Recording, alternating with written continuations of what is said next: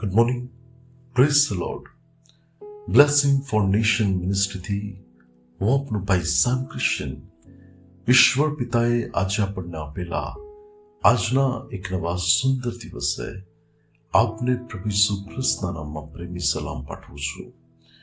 આજે આપણે પવિત્ર શાસ્ત્ર બાઇબલમાંથી ઈશ્વરના આ પવિત્ર વચન પર મનન કરીશું. ગીત શાસ્ત્રનું પુસ્તક તેનો 16મો અધ્યાય તેની 8મી કલમ. ત્યાં શાસ્ત્રમાં ગીત કરતા એવું કહે છે, મેં મારી સમ્મુખ યહોવાને નિત્ય રાખ્યા છે, તે મારે જમણે હાથે છે, તેથી મને ખસેડનાર કોઈ નથી. વલાઓ, આ વચનની અંદર ગીત કરતા જે બાબતને જણાવે છે કે કોઈ પરિસ્થિતિ, કોઈ એવી બાબતો મને ખસાવી નહીં શકે, અને એનું કારણ પણ તે જણાવે છે, કેમ કે મેં યહોવાને નિત્ય મારી સન્મુખ રાખ્યા છે. વલાઓ, આ જગતની અંદર ઘણા બધા એવા લોકો છે કે જેઓ નથી ઈચ્છતા કે આપણું હિત થાય, અને એવા લોકો છે કે જે આપણી સફળતાને પચાવી નથી શકતા. એવા વ્યક્તિઓ છે કે જે શુભ દ્વેષી છે અને આપણા હિતની વિરુદ્ધમાં તેઓ કુયુક્તિ રચતા હોય છે. પરંતુ વલાઓ, એવી કોઈ પણ બાબત આપણા જીવનની અંદર સફળ નહીં થાય કે જેમાં શત્રુ આપણું નુકસાન કરવા માંગે.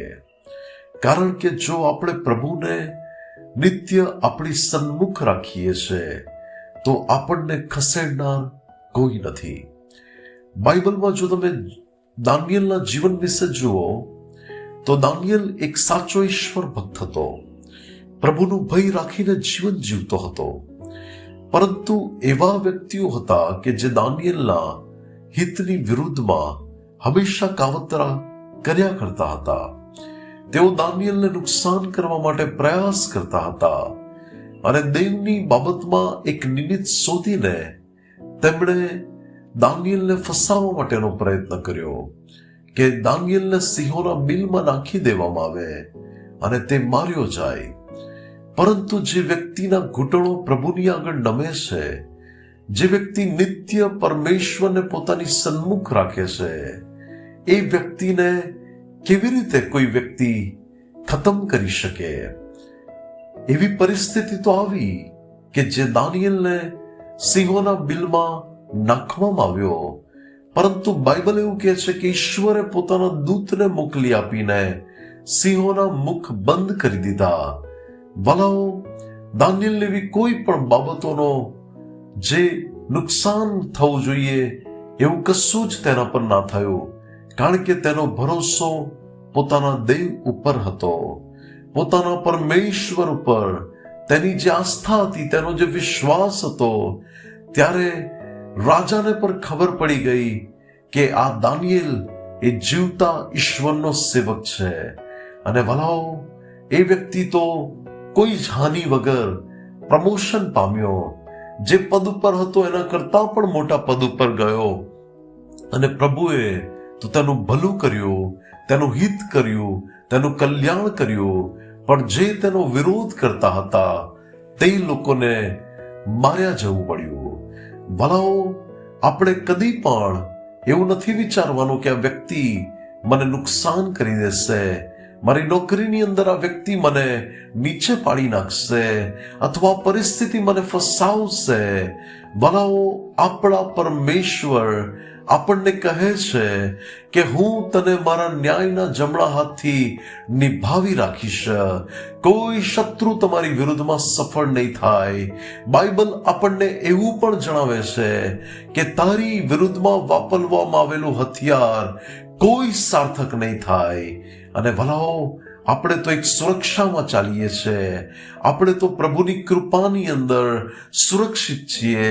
આપણા જીવનોને સલામત રાખવામાં આવ્યા છે, અને આપણને કોઈ હાનિ નહીં થાય.